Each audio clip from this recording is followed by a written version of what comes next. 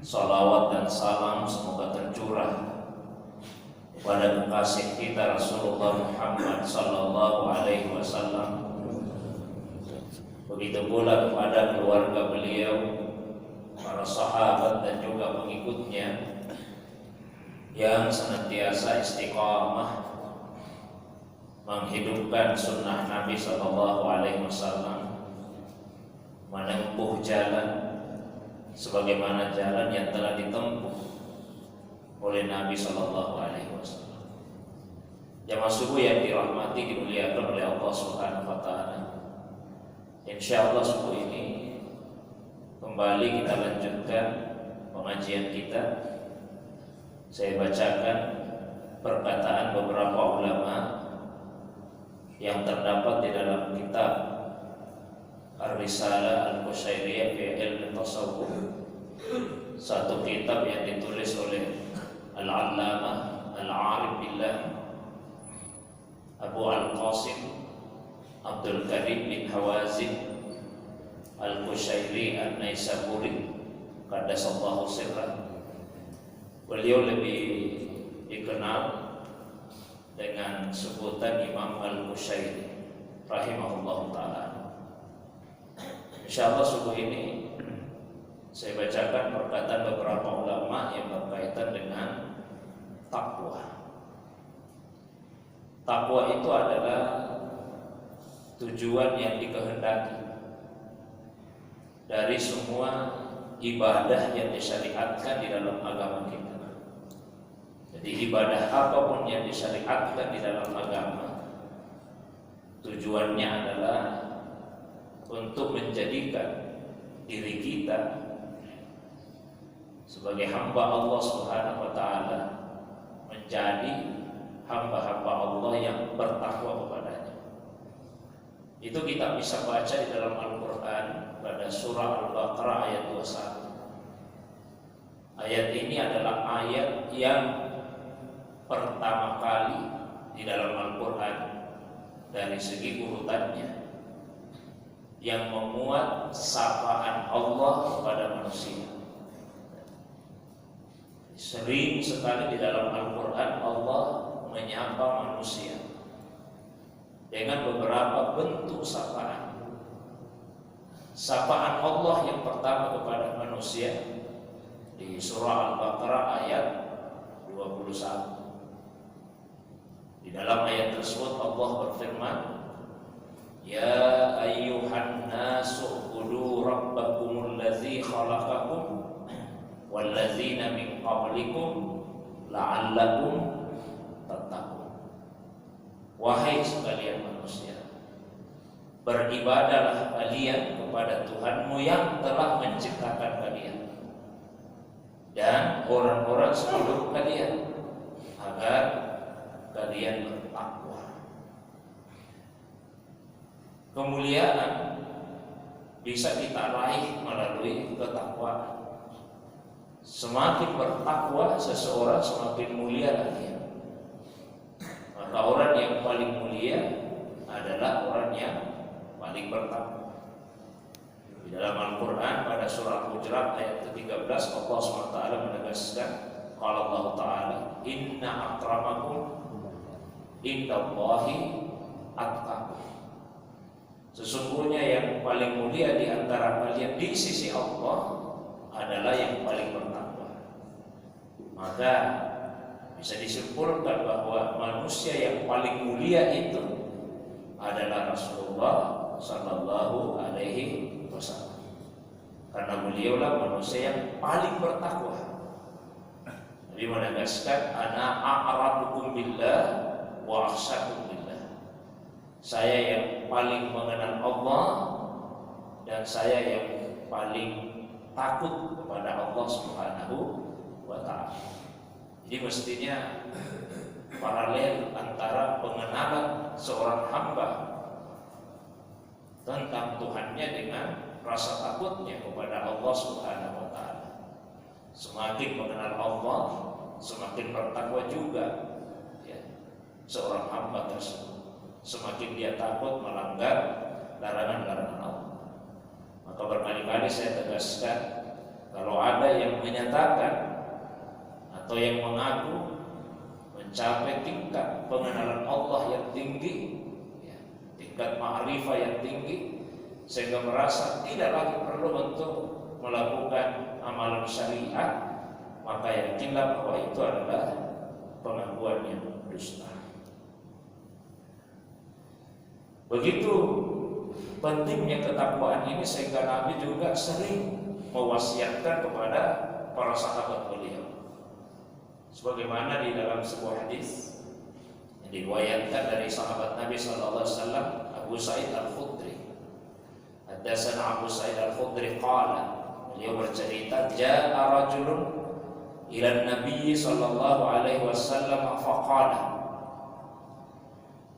Datang seorang laki-laki menemui Rasulullah SAW. Kemudian dia berkata, ya Nabi Allah, wahai Nabi-Nya Allah, ausini, beri saya wasiat, nasihati saya ya Rasulullah.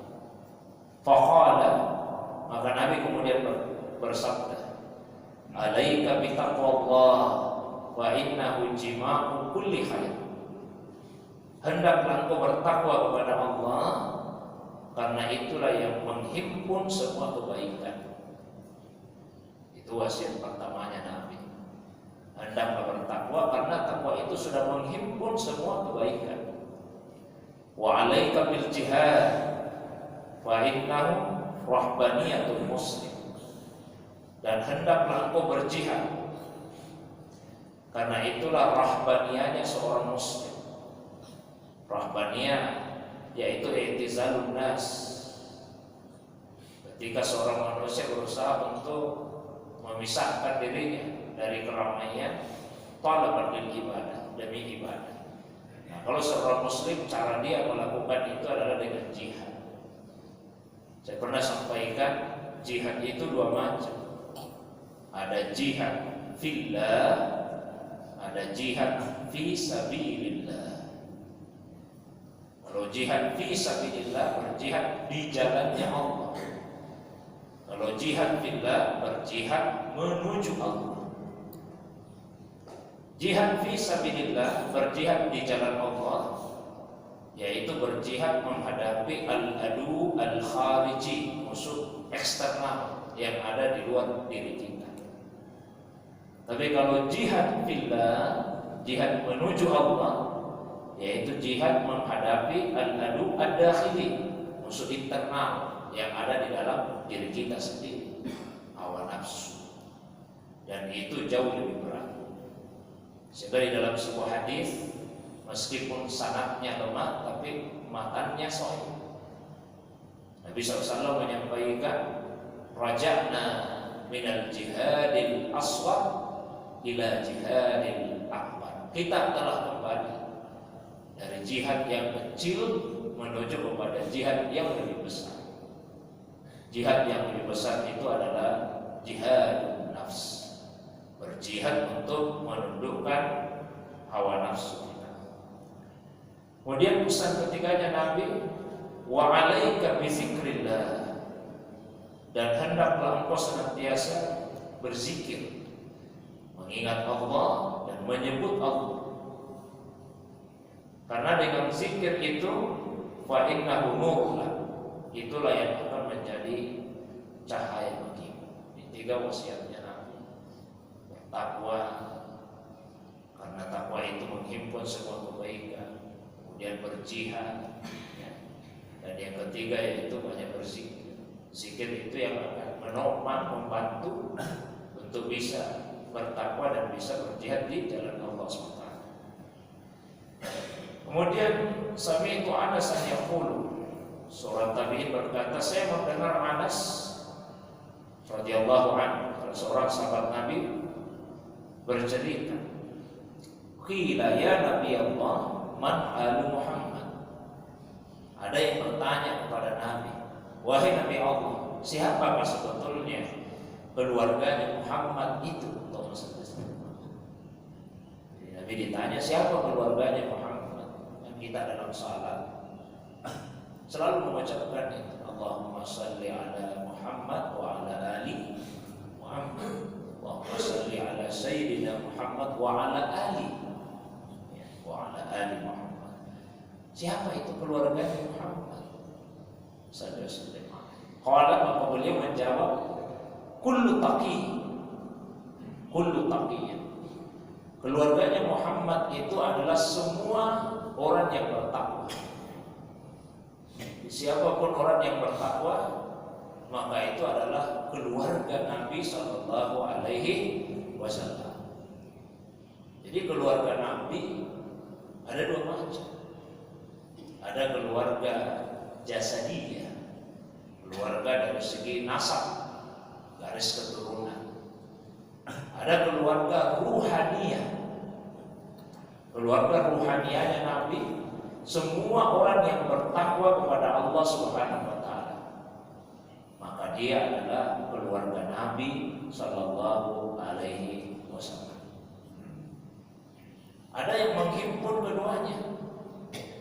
Dia juga keturunannya Rasulullah SAW dan juga bertakwa kepada Allah Subhanahu wa taala. Dan dari Allah nikmat dan keutamaan itu. Tapi paling tidak, jika kita bertakwa kepada Allah, insya Allah kita menjadi keluarga Nabi dan termasuk dalam kelompok yang didoakan oleh semua orang yang salat untuk mendapatkan rahmat dari Allah Subhanahu wa taala.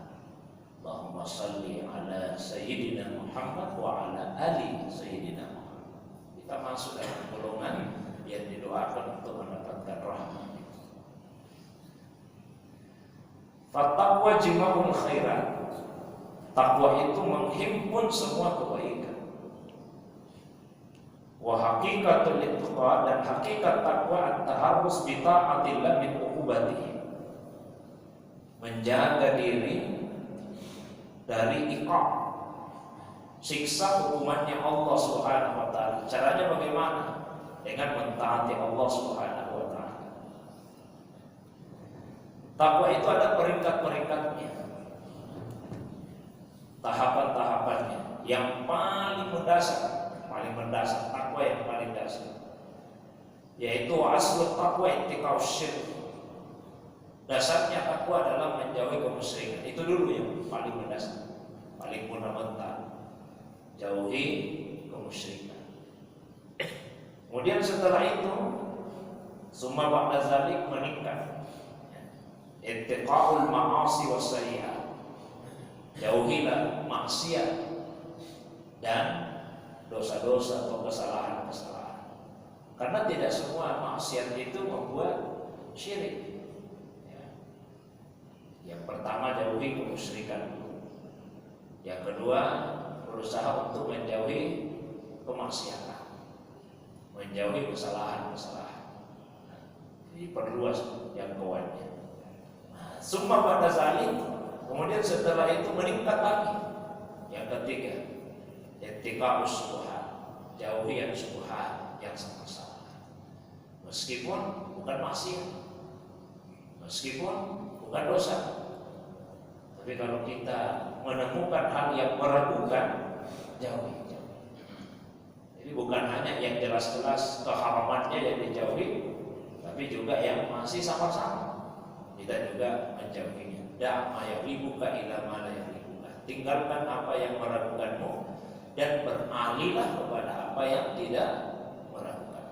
Kita tahapannya begitu. Nah, summa pada zalik, ada lagi di atasnya, tarkul fadalah, tinggalkan yang berlebih-lebihan, sekalipun tidak syubhat, sesuatu yang jelas-jelas kebolehannya, tapi jangan berlebih-lebihan di dalamnya. Misalnya ada makanan, ini makanan halal, jelas-jelas makanan halal, bukan makanan yang syubhat, apalagi makanan yang haram. Tapi jangan berlebih-lebihan, jangan berlebih-lebihan. Nabi SAW misalnya memberikan tuntunan, ma'al adamiyyu bi'a'an syarran min batni. Tidak ada satu wadah yang diisi penuh yang lebih buruk dibandingkan dengan perut. Semua wadah kalau diisi penuh itu buruk, tapi yang paling buruk kalau diisi penuh itu adalah Nabi kasih tuntunan. Bihasbi bani Adam lukaiman. Untuk anak manusia itu kalau dia makan cukuplah beberapa suap saja. Yang berlebih-lebihan cukup dengan beberapa suap saja. Beberapa suap. Yuqimna sulbah. Yang penting tulang supi itu sudah bisa berdiri, bisa tegak. Fa'in kana la mahala. Kalau misalnya tidak bisa dihindari, fasulusun li ta'ami, maka bagi sepertiga untuk makanan, wasulusun li syarabi, sepertiga untuk minuman, wasulusun li nafasi, dan sepertiga untuk pernafasan. Ada juga Bapak Ibu sekalian, kalau dia sudah merasakan enaknya makanan itu, dia berhenti. Banyak orang kan kalau merasakan enaknya makanan, dia tambah. Enak ternyata ini, tambah lagi. Tadinya ambil sedikit saja, begitu terasa enaknya ditambah. Beberapa ulama sufi begitu terasa enak berhenti. Kenapa? Karena kalau dia tambah berarti dia makan itu karena mengikuti nafsunya. Udah nafsunya sudah dia. Apalagi ibadah. Ibadah itu jangan dilakukan karena mengikuti nafsu. Ada orang beribadah karena hawa nafsunya menyukainya. Wah, enak kita sholat di Masjid Al-Hijrah. Apa? Merdu sekali suaranya Pak Imam. Bagus sekali karpetnya harum, AC-nya sejuk. Wah, ini ibadah karena nafsu. Karena ibadah itu mestinya tidak disukai nafsu. Kalau nafsu kita malah menyukainya, ini bertentangan dengan hakikat ibadah. Ibadah yang benar-benar itu tidak disukai nafsu. Justru kita beribadah untuk menundukkan nafsu. Bangun di tengah malam untuk salat sendirian lagi, itu nafsu tidak suka. Kalau salat di keramaian nafsu suka. Tapi kalau salat sendirian tidak ada yang lihat, lagi enak-enak tidur lagi, cuaca dingin, turun hujan, tidak bangun untuk salat, nafsu pasti tidak suka. Nah, itu ibadah yang benar. Tapi kalau nafsu malah menyukainya, nah ini salah tujuan kita, niat kita dalam beribadah, motivasi. Ayo kita pergi umrah, sekali itu perasaan kalau kita pergi umrah. Yang merasakan enak itu apanya? Nafsu kita atau kalbu kita? Kalau kalbu yang merasakan nikmatnya ibadah itu benar. Jadi kalau nafsu yang merasakan enaknya ibadah, hati-hati. Dan di dalam diri kita ini ada nafsu, ada kalbu. Nah, mestinya yang merasakan nikmat ibadah itu adalah kalbu kita. Kalau nafsu malah tidak suka.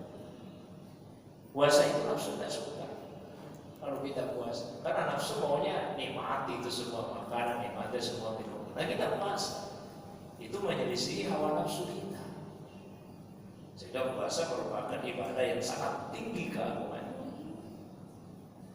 Kullu amal ibni Adam lahu, semua amal yang dilakukan oleh anak cucu Adam itu untuknya, kata Allah. Illa siyam, kecuali puasa.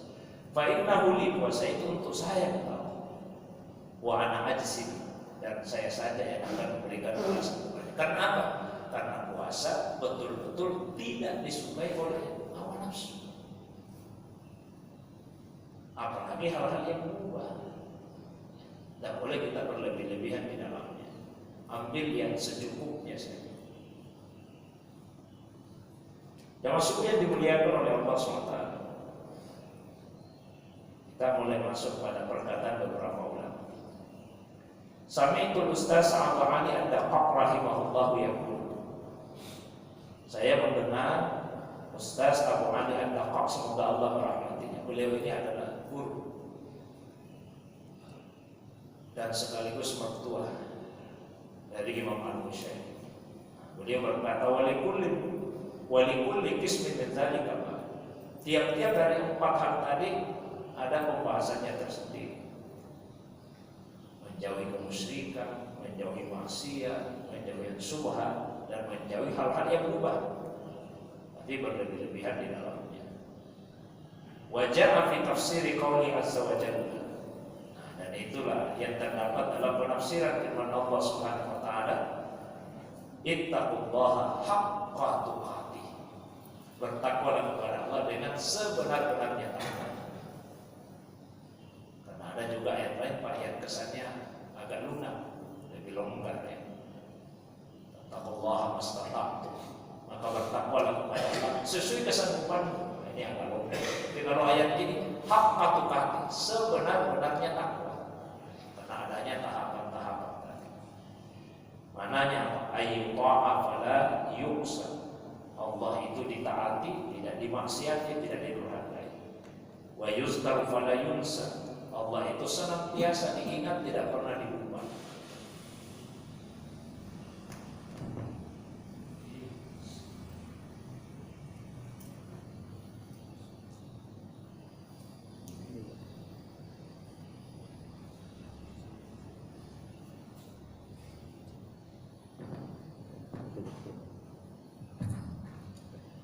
Nah, seperti itulah Rasulullah Sallallahu Alaihi Wasallam.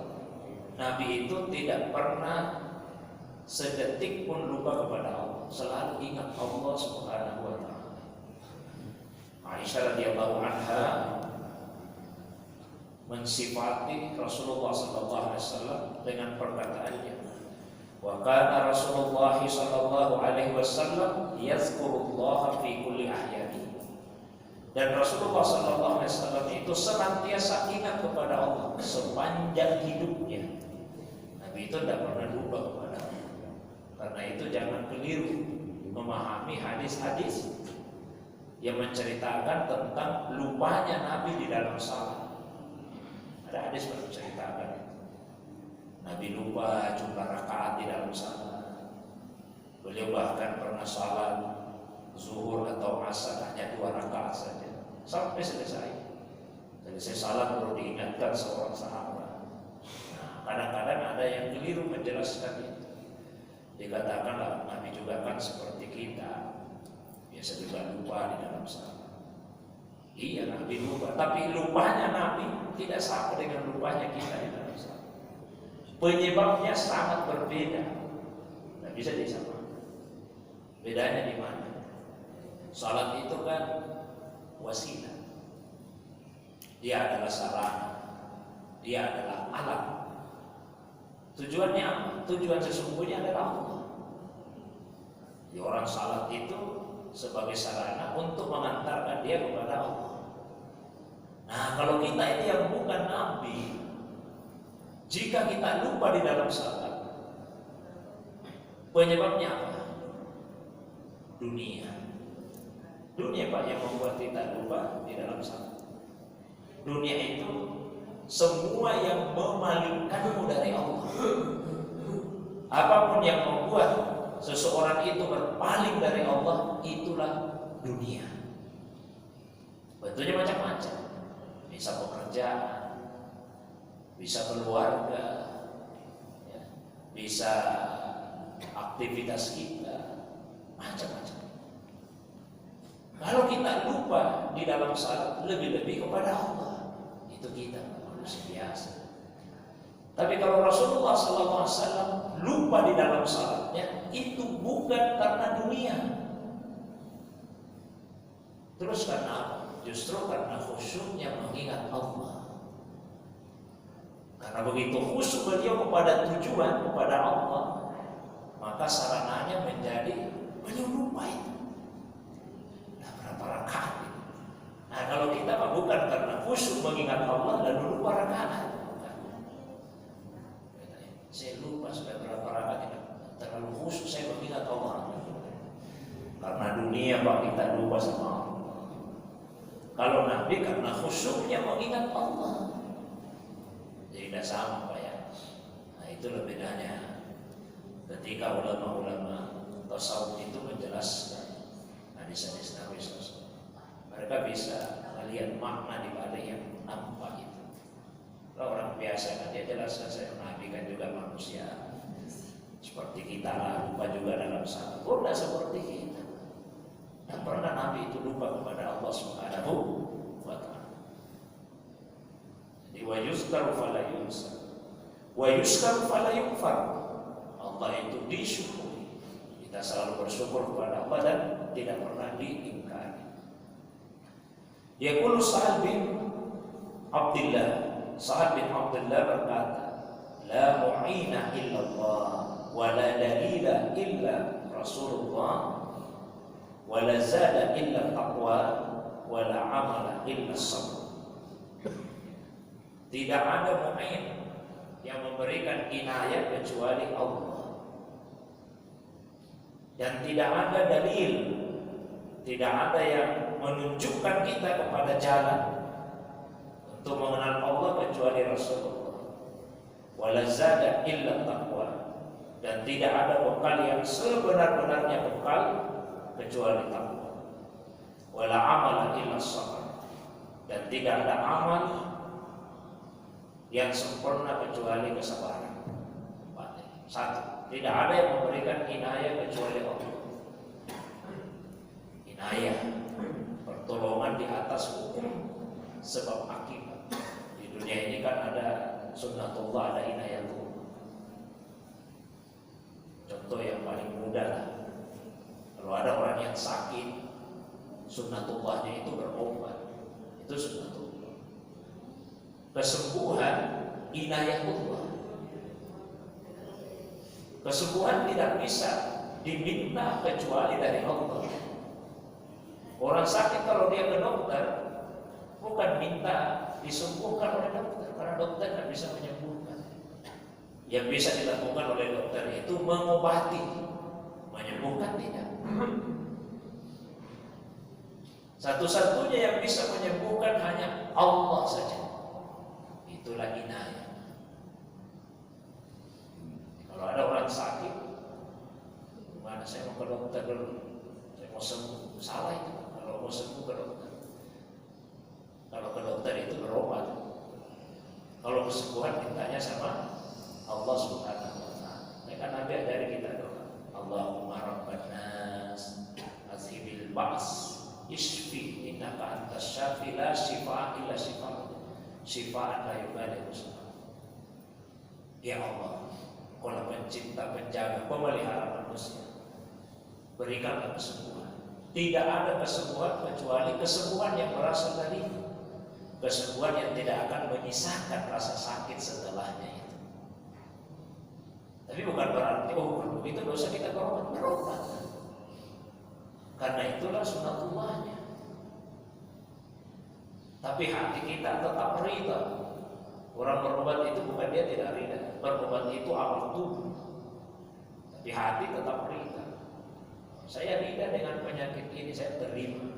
Ini ketetapannya Allah. Tapi Allah juga memerintahkan untuk berobat, maka saya berobat. Setelah saya berobat, apapun hasilnya saya ridha. Sembuh saya ridha, tetap sakit saya juga ridha. Itu amal hati. Amal tubuh kita yang berobat. Seandainya Allah tidak perintahkan berobat, ya tidak usah berobat, karena hati kita ridha. Ada orang hidup dalam kekurangan, dia ridha dengan kekurangan itu. Kekurangan harta misalnya, kemiskinan, dia ridha, dia terima. Tapi dia tetap bekerja. Kenapa dia bekerja? Allah perintahkan bekerja.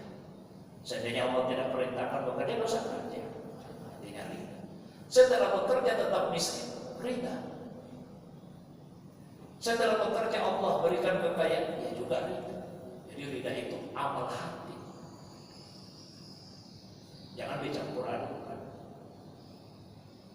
Tidak ada yang mengantarkan kita kepada Allah kecuali Rasulullah. Rasulullah yang kemudian memberikan jalan itu kepada beberapa sahabat. Coba kita perhatikan Al-Ahzab 45-46. Di situ Allah berkata, ya ayuhan nabi, inna arsalnaka syahidan wa mubasysyiran wa nadhiran wa da'iyan ila Allah biiznihi wa sirajan munira. Wahai Nabi, sungguh kami telah mengutusmu sebagai saksi, pembawa kabar gembira, pemberi peringatan, mengajak kepada Allah dengan izinnya, dan pelita yang menerangi. 5 itu disebut. Tapi ada satu yang berbeda dari 4 yang lain. da'iyan ilallah. Situ ada keterangannya biiznihi, dengan izinnya. Kalau syahidat tidak ada, mau jadi saksi dengan izinnya. Mubasyir tidak ada, mubasyir biizni. Ya, nazir tidak ada biizni. Satu-satunya yang ada biizni da'iyan ilallah, mengajak kepada Allah. Mengajak kepada Allah itu beda dengan mengajak ke jalan Allah. Di dakwah itu dua macam. Dakwah ilallah dengan dakwah ila sabilillah. Mengajak kepada Allah dengan mengajak ke jalan Allah. Contoh ayat yang mengajak ke jalannya Allah. Surah An-Nahl. Ud'u ila sabili rabbika bil hikmah wal mau'izatil hasanah wajadilhum billati hiya ahsan. Ajaklah manusia ke jalan Tuhanmu. Nah, ini mengajak ke jalannya Allah dengan hikmah, nasihat yang baik. Kalau perlu berdebat dengan cara yang terbaik. Kalau ayat tadi Pak, da'iyan ilallah, mengajak kepada Allah. Kalau mengajak ke jalannya Allah, mengajak manusia kepada agama. Agama itulah jalannya Allah. Sehingga manusia jadi tahu ini perintah Allah ya, laksanakan. Ini larangannya, jauhi. Tapi kalau mengajak manusia kepada Allah, nah, mengajak manusia untuk mengenali Allah. Nah, itu tugasnya dengan izin Allah. Nabi kemudian memberi izin kepada sahabat. Sahabat memberi izin kepada tabi'in. Begitu seterusnya ke bawah, mesti ada izinnya. Kalau untuk mengajak manusia mengenali Allah Subhanahu wa Ta'ala. Ya maksudku yang dimuliakan oleh Allah SWT. Tidak ada bekal yang sempurna kecuali takwa, dan tidak ada amal kecuali kesabaran. Saya baca dua lagi Pak yang cepat. Yaqulu Al-Qattani, Imam Al-Qattani berkata, qussimatid dunya 'alal balwa wa qussimatil akhirah 'alal taqwa. Dunia itu dibagi atas balwa. Balwa artinya cobaan-cobaan dalam dia di dunia juga cobaan-cobaan. Semua orang yang beriman akan diuji oleh Allah, termasuk Nabi SAW. Paling berat malah cobaannya. Inna asyadda nasi 'alal anbiya. Orang yang paling berat balanya itu para nabi. Sumal amsal fal amsal, menyusul orang yang dekat kadannya dengan mereka, begitu seterusnya. Wa qussimatil akhirah al taqwa.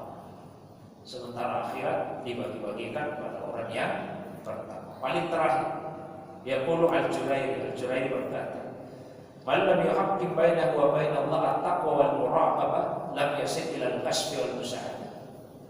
Siapa yang tidak menjadikan takwa dan muraqabah, pengawasan, merasa diawasi oleh Allah, sebagai alat pengatur, pengendali antara dirinya dengan Allah, dia tidak akan bisa sampai kepada kasar, tersingkapnya hijab yang menutupi antara dirinya dengan Allah. Tidak akan sampai musyahadah, menyaksikan Allah. Jadi kalau ingin tersingkap hijab antara kita dengan Allah, maka mesti hubungan kita dengan Allah SWT itu dibangun atas dasar takwa dan muraqabah. Selalu kita merasa diawasi oleh Allah SWT. Saya kira itu dulu perkataan beberapa ulama yang terdapat dalam kitab Ar-Risalah Al-Musyari yang saya baca. Seperti biasa, kalau ada yang ingin didiskusikan, ada yang ingin ditambahkan atau ditanyakan, baik yang berkaitan dengan pembahasan tadi atau masalah agama yang lain di luar dari apa yang saya sampaikan, saya persilakan kepada yang ada Pak. Silakan.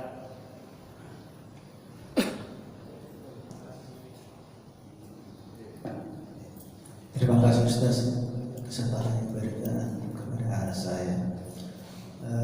Terkait dengan pembahasan tadi, masalah lupanya manusia beribadah kepada Allah dengan lupanya Nabiullah Muhammad SAW ketika beribadah. Nah, kemarin kebetulan saya di konter, ada teman baru ketemu, dia menanyakan, Ustaz, Haji sudah berapa anaknya? Saya sampaikan 3, Alhamdulillah. terus istrinya berapa? 91. Nah, terus dia melanjutkan, saya Ji, alhamdulillah saya sudah melaksanakan sunnah Nabi.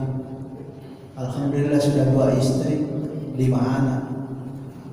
Nah, terkait dengan perkataan ini, dia bilang kan, dia sampaikan sunnahnya Nabi. Terus saya balas dengan jawaban itu. Saya bilang, ya mungkin saya belum bisa melaksanakan dengan 2 istri terkait dengan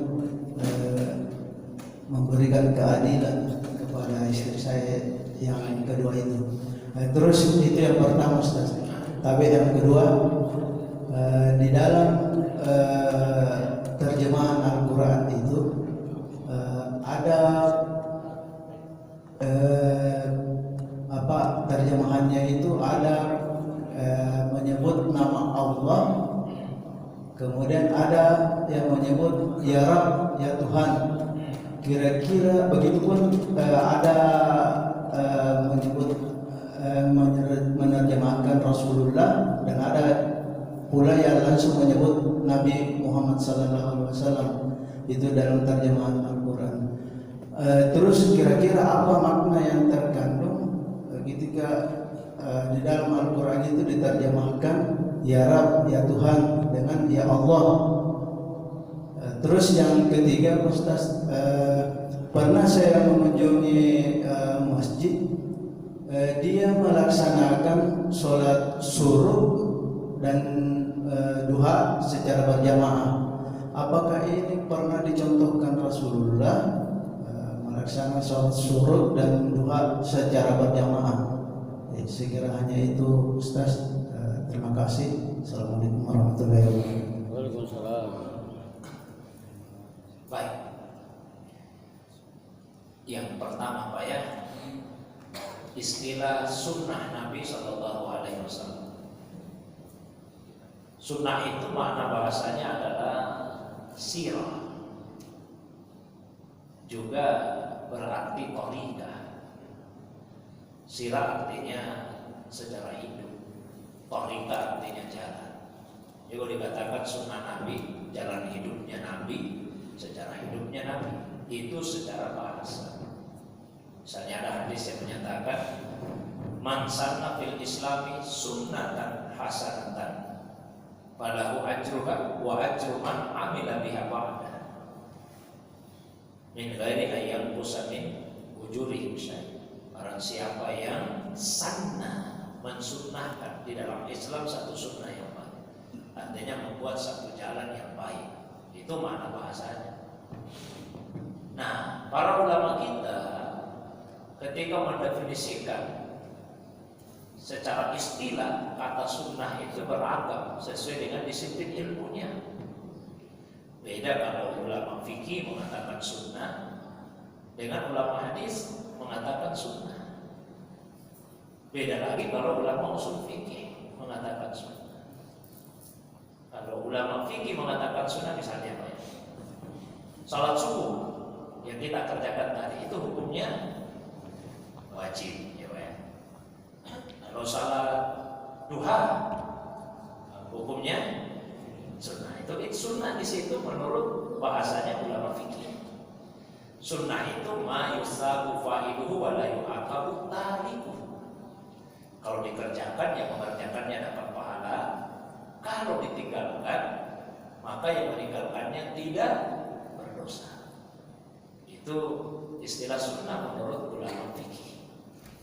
Kalau ulama hadis, sunnah itu adalah ma'udhifa ila Rasulillah sallallahu alaihi wasallam min qaulin au fi'lin au takririn au sifatin.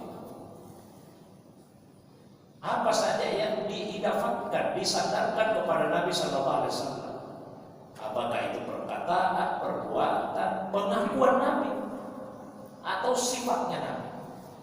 Jadi semua yang disandarkan kepada Nabi itu sunnah menurut ulama hadis. Nah, makanya kalau tadi dikatakan poligami itu sunnah, ini sunnah yang dimaksud dalam pengertian apa? Kalau dalam pengertian ulama hadis ya sunnah karena memang Nabi lakukan. Tapi kalau sunnah dalam pengertian fikih yang dimaksud, kalau kita lakukan kita akan dapat pahala, tunggu dulu. Jadi perlu diperjelas itu sunnah yang dimaksud sunnah apa. Kalau dari segi hukumnya, ulama kita berbeda pendapat apa hukum asalnya poligami itu. Ada yang mengatakan berubah saja, boleh. Kalau mau poligami silakan, tidak poligami juga silakan. Tapi kalau pertanyaan mana yang lebih baik, poligami atau tidak poligami? Nah, kalau tes seperti mana yang lebih baik? Mungkin temannya tadi Pak mengatakan poligami itu sunnah karena Nabi melakukan. Oke lah, kalau Nabi yang kita jadikan sebagai acuan. Berapa tahun Rasulullah poligami? Dan berapa tahun Rasulullah tidak poligami? Mari kita bandingkan. Nabi itu menikah umur 25 tahun. Istrinya Khadijah radhiyallahu anha. Sampai beliau menjadi nabi umur 40 tahun, istrinya hanya satu, Khadijah radhiyallahu anha. Beliau diangkat dari nabi umur 40 tahun. Berapa tahun Pak itu sudah? 15 tahun. Sampai 10 tahun kenabian Khadijah wafat.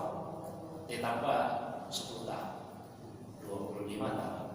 Sekitar 25 tahun istri Nabi satu. 25 tahun Pak itu istri Nabi satu. Setelah itu beliau hijrah ke Madinah. Beliau kemudian mulai punya beberapa istri. Berapa lama? Ya sekitar 10 tahunan saja.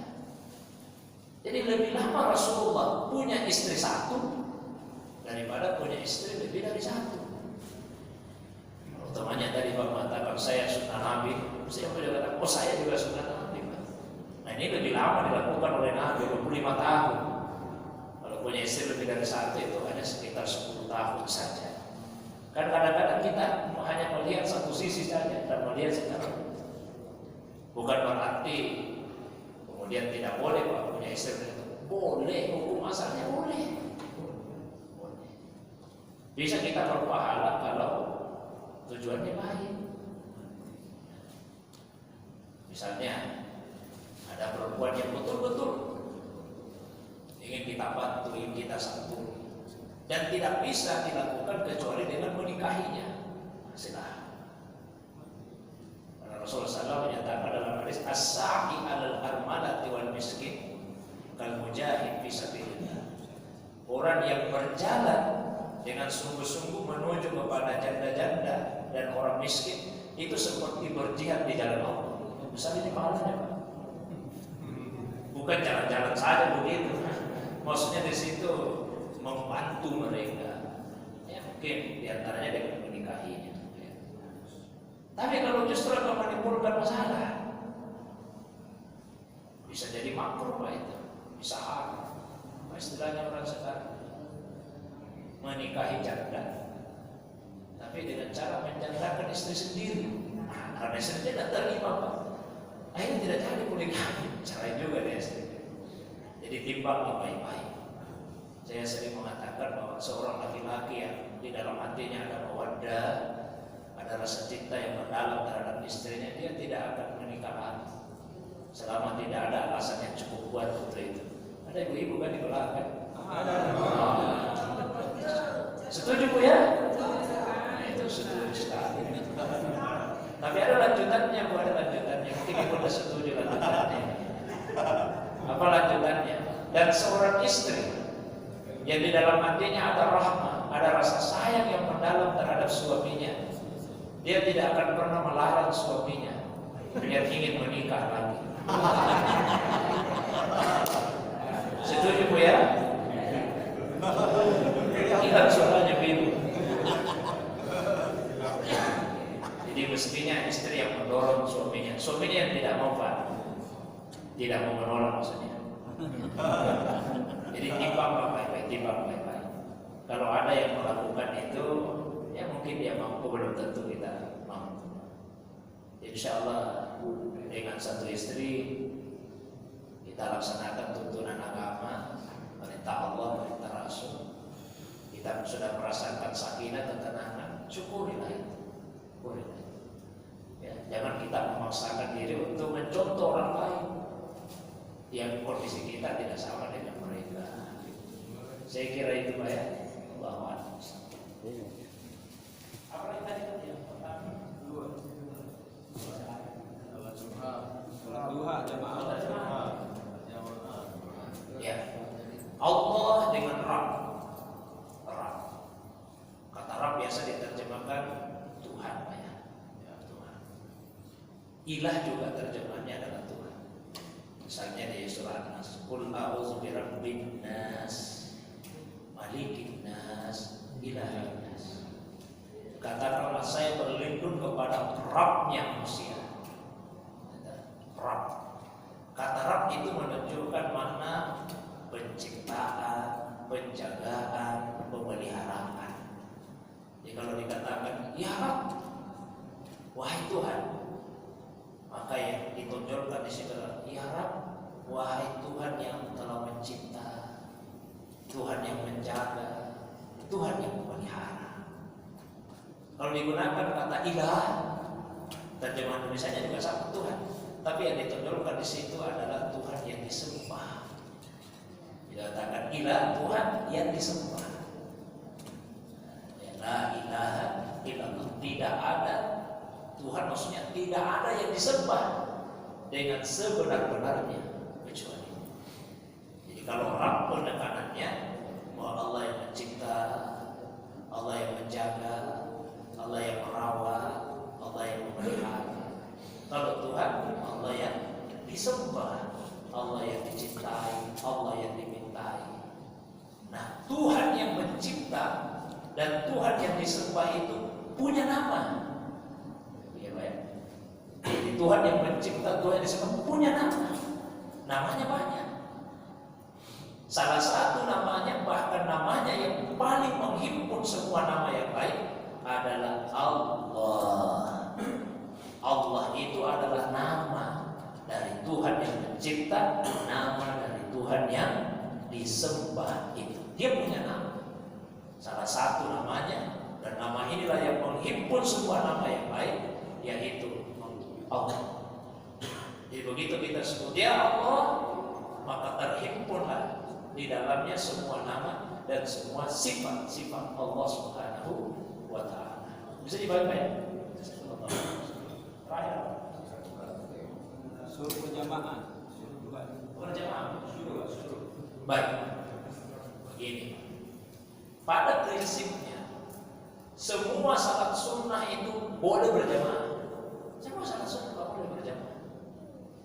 Tapi ada salat sunnah yang memang disyaratkan berjamaah.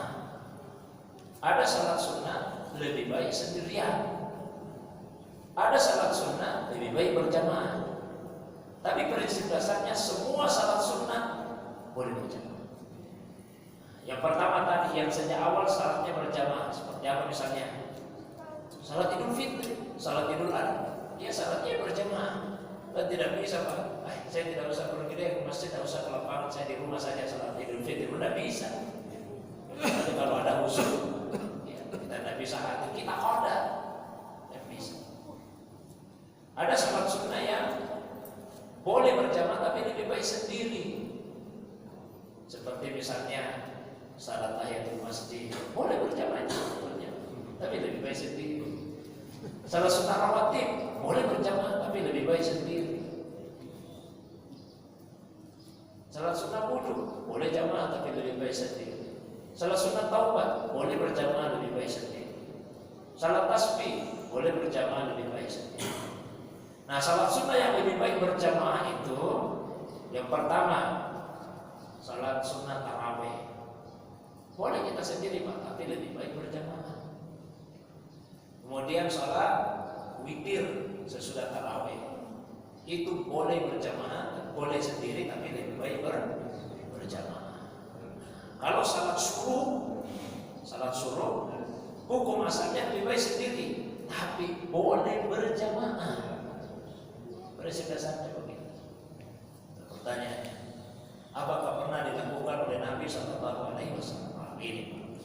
Jadi bahasa memang kadang-kadang memahami. Ada yang menempatkan dalam tempat yang salah. Sering kita katakan Nabi tidak pernah melakukan, atau biasa dijadikan sebagai pertanyaan. Apa pernah Nabi melakukan? Kesan yang ingin ditimbulkan itu, kalau Nabi tidak pernah lakukan, ya tidak. Bid'ah itu, kalau bid'ah berarti sesat. Kalau sesat, masuk neraka. Masa orang salah tadi masuk neraka? Begini, bid'ah itu bukan apa yang tidak pernah dilakukan Nabi. Bid'ah itu adalah apa yang tidak ada dalilnya. Itu bid'ah.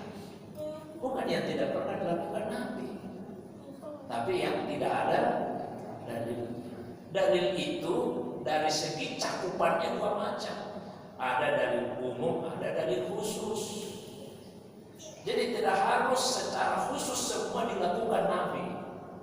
Ada dalil umumnya. Dari dalil umum itulah kemudian diberlakukan. Saya kasih contoh ini Pak. Maaf. Pengajian Pak, pengajian seperti sekali pengajian, majelis ilmu. Kira-kira pernah dilakukan Nabi tidak? Pengajian Pak. Kira-kiranya ini pernah atau tidak? Pasti pernah Pak ya. Kalau pertanyaannya begini, pengajian setelah subuh hari Sabtu pernah tidak dilakukan Nabi? Kayaknya kita tidak pernah temukan dalilnya Pak ya, secara khusus.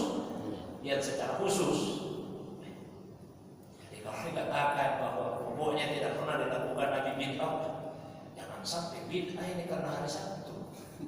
Ada bertanya, Ustaz, kenapa hari Sabtu ini pengajiannya bid'ah ini? Kenapa hari Sabtu yang dipilih? Kita kembalikan kepada dalil umumnya. Pokoknya pengajian silakan, kalau masalah waktu bebas saja. Nah, ini contoh yang simpel ini, yang sederhana. Masuk ke salat sunnah. Nabi pernah tidak melaksanakan salat sunnah itu secara berjamaah? Saya salat zuhur pernah, meskipun tidak sering. Biasa itu Nabi kalau dia kunjungi rumah sahabat, ya ayo kumpul keluarga. Ketika datang ke rumahnya Anas bin Malik, khadimnya Rasul yang sejak kanak-kanak sudah tinggal sama Nabi, berkhidmat melayani Rasulullah. Kumpul keluarga, Nabi imami mereka. Itu sebagai keberkahan untuk keluarga mereka. Jadi bisa kita melaksanakan dua berjamaah, suruh berjamaah. Meskipun hukum asalnya lebih baik sendirian. Nah, saya lanjutkan lagi. Yang salat-salat sunnah yang lebih baik sendirian itu sekali-sekali lebih baik berjamaah. Sekali-sekali. Misalnya untuk memberikan pelajaran. Apalagi misalnya katakanlah di lingkungan pendidikan, sekolah, pesantren. Kan kalau sendiri-sendiri anak-anak, apa harus teratur baik kita jamaah. Yang sepertinya dipahami betul oleh sahabat. Sehingga ketika di masa Nabi, sholat tarawih itu lebih sering sendirian, hanya 2-3 malam saja jamaah. Di masanya Umar, lebih bagus ini kalau kita jamaah terus tiap malam. Dibuatlah berjamaah setiap malam, dan itu berlangsung sampai sekarang. Jadi, kalau ditanyakan apakah salat syuruk pernah dilakukan Nabi secara berjamaah, kita tidak temukan secara spesifik yang menyebutkan itu. Tapi kalau pertanyaannya boleh tidak dilakukan salat subuh secara berjamaah tanpa ada sedikit pun keraguan, saya katakan boleh kita melaksanakan salat subuh secara berjamaah. Dalil umumnya ada. Jadi kalau salat-salat sunnah yang lain bisa berjamaah, salat subuh juga bisa dilakukan secara berjamaah. Nah, sekira itu ya. Wallahu a'lam. Satu kali tadi. Ya, sudah mewakili tadi 3 itu. Baik, demikian. Alhamdulillahirabbil alamin. Allahumma shalli ala Muhammad wa ala ali Muhammad. Allahumma faqihna fid din wa alimna at-tawil. Allahumma faqihna fid din wa alimna at-tawil. Allahumma faqihna fid din wa alimna at-tawil. Allahumma ij'alni mahbuban fi qalbi syar'iyyan mahbuban fi qalbi qulubil jama'a qulubil mahbubin nasi ajma'in. Rabbana atina fid dunya hasanah wa fil akhirati hasanah wa qina adzabannar. Subhanaka rabbil izzati amma yasifun. Wassalamu alal mursalin wa akhiru da'wana alhamdulillahi rabbil alamin. Demikian, wassalamualaikum warahmatullahi wabarakatuh.